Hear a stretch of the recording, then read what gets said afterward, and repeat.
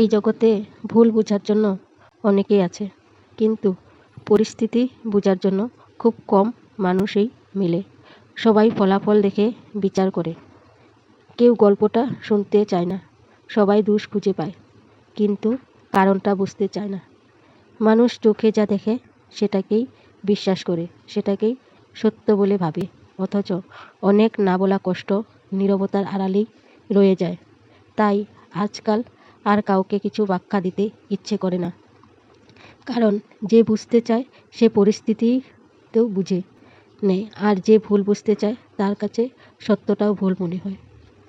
তাই আর আজকাল কাউকে বোঝাতে ইচ্ছে করে না, কারণ এই পৃথিবীতে তোমাকে বোঝার মতন কেউ নেই। সবসময় নিজেরটা নিজেই বুঝতে হয়, অন্য কেউ আর বুঝে না।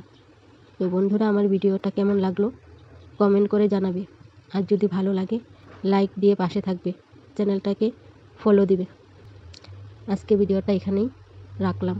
সবাই ভালো থেকো, সুস্থ থেকো। Tata, bye bye. সবাই ভালো থেকো।